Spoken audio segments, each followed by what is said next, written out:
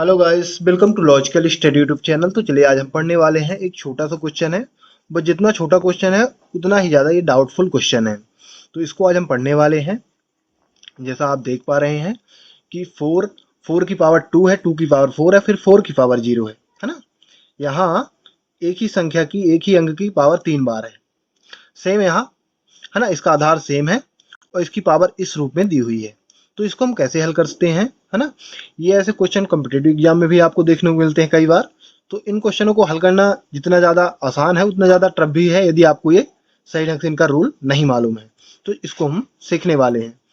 तो चलिए देखते हैं, पहले क्या करते हैं, इसको क्वेश्चन लिख लेते हैं। ठीक है ना। क्वेश्चन क्या है, फोर की पावर टू, टू की पावर फोर और फोर की power zero, plus same four की पावर फोर, फोर की पावर वन, वन की पावर जीरो, जीरो की power four, plus four, four की पावर जीरो, जीरो की पावर फोर, फोर की पावर वन। ये हमारे पास क्वेश्चन है। ठीक है ना। इसका हल कैसे करेंगे, है ना, इसको सॉल्व कैसे करेंगे, यही हम यहाँ सीखने वाले हैं। तो यहाँ दो रूल आपको लगाना रहता है। दो रूल ये हैं यहाँ।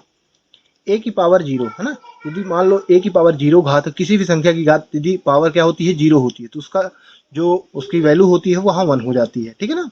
और यदि किसी जीरो की पावर एन, मतलब कोई भी जीरो की कोई भी पावर हो, है ना, जीरो की दो चार कुछ भी पावर जीरो में लगा दी जाए, तो उसका जो वैल्यू हो जाता है वो जीरो हो जाती है। ठीक है ना। उसकी वैल्यू क्या हो जाती है, जीरो हो जाती है। यदि जीरो की कोई भी पावर हो, ठीक है ना, टू फोर सिक्स कोई भी पावर लगा दी जाए तो उसकी वैल्यू जीरो ही होगी।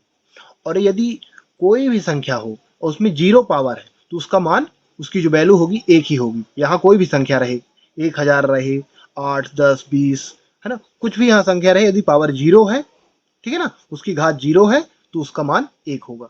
बस यहाँ यही समझना है और यही दोनों रूलों को हम यहाँ अप्लाई करेंगे।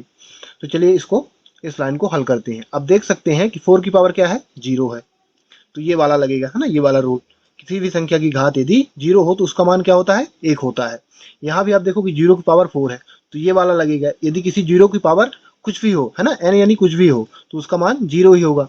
और यहाँ देख सकते हो आप, फोर की पावर वन है, तो यहाँ पावर का मतलब क्या होता है, यदि एक पावर है मतलब उसका एक बार, है ना, मल्टीप्लाई, एक बार मल्टीप्लाई नहीं बोल सकते हो आप, उसको सेम लिख देना है। यदि दो होता है तो उसी संख्या का दो बार मल्टीप्लाई होता है ना, दो यदि घात होती तो इसको हम स्क्वायर बोलते हैं। तो यहाँ एक घात है तो फोर ही हम सेम लिखे रहने देंगे। तो इसको कैसे हल करेंगे, यहाँ सेम लिखे रहने, फोर की पावर टू, टू की पावर फोर में क्या करेंगे, इसका मान जीरो कर देंगे, है ना, यहाँ जीरो सॉरी वन कर देंगे, क्योंकि फोर की पावर जीरो है तो यहाँ मान आ जाएगा वन। और यहाँ सेम हमने लिख दिया, और जीरो की पावर फोर है तो जीरो जीरो ही आ जाएगा, यहाँ क्या आ जाएगा, जीरो आ जाएगा। प्लस फोर की पावर जीरो था और फोर की पावर वन था, है ना, जीरो जैसे फोर की पावर जीरो, जीरो की पावर फोर और फोर की पावर वन था, तो इसका मान क्या आया, फोर की पावर वन का फोर आ गया, है ना। फोर का एक ही सेम लिखना है, यदि एक पावर रहती मतलब सेम ही है। यदि किसी संख्या में जैसे यहाँ फोर की पावर नहीं दी तो इसकी एक पावर यहाँ भी मानी जाती है, बट ये इस रूप में दिया था तो यहाँ सेम फोर ही लिखना है। ठीक है ना। यदि पावर किसी की पावर वन रहे तो सेम संख्या लिखी जाती है। अब यहाँ देखो, यहाँ क्या हुआ है, तो यहाँ जीरो की पावर फोर थी और जीरो की कोई भी पावर यदि है तो उसका मान क्या होता है, जीरो ही होता है। तो हमने यहाँ इसको पूरे को क्या कर दिया, जीरो, इसका मान क्या है, जीरो, जीरो की पावर फोर का मान जीरो आया, तो यहाँ वन की पावर जीरो लग गया। ठीक है ना। और यहाँ आप देख सकते हो कि फोर की पावर जीरो है और यदि किसी भी संख्या की पावर जीरो रहे तो उसका मान क्या होता है, एक, तो दो की पावर यहाँ एक आ गया। ठीक है ना, यहाँ तक समझ में आ गया। अब यहाँ क्या करेंगे, आप देख सकते हो दो की पावर एक है, सेम रूल जैसे यहाँ आया था ना, फोर की पावर वन, तो यहाँ दो सेम लिखा जाएगा। और यहाँ एक की पावर जीरो है, मतलब ये वाला रूल लगेगा, है ना, किसी संख्या की पावर जीरो हो तो वहाँ वन आ जाता है, तो यहाँ पावर वन लग जाएगी। और यहाँ ये वाला रूल लगेगा, जीरो की पावर यदि कोई भी संख्या होती है तो वो जीरो ही आता है, तो यहाँ जीरो ही आ जाएगा। तो यहाँ हम लिख सकते हैं अगले स्टेप में, फोर की पावर टू, है ना, इसका मान वन है तो टू ही सेम लिखेंगे। फोर की पावर वन की पावर जीरो है तो वन ही आ जाएगा यहाँ, है ना, फोर की पावर वन। और यहाँ जीरो की पावर फोर है तो जीरो ही आएगा, तो फोर की पावर जीरो हो जाएगा। ठीक है ना, यहाँ तक आपको समझ में आ गया होगा। अब चलिए क्या करेंगे, अब फोर का वर्ग है, यहाँ दो घात है, सिंपल सी बात है, तो मतलब फोर का दो बार मल्टीप्लाई करा देंगे, तो फोर का दो बार मल्टीप्लाई करने पर 16 आ जाएगा। फोर की पावर यहाँ वन है तो फोर ही आएगा, और यहाँ फोर की पावर जीरो है, ध्यान दीजिएगा, फोर की पावर जीरो है तो यहाँ वन आ गया। ठीक है ना, यहाँ वन आ गया है, और आगे हमने यहाँ 21 लिखा है। ठीक है ना, तो इसको यदि आप ऐड कर दोगे तो यहाँ 21 आ जाएगा, यही इसका करेक्ट आंसर होगा। एक बार फिर समझिएगा कि जैसे यहाँ फोर की पावर जीरो था तो यहाँ ये वाला रूल लगा है ना, तो यहाँ 1 आ गया, ठीक है ना। तो इस प्रकार हम ऐसे सवालों को हल कर सकते हैं।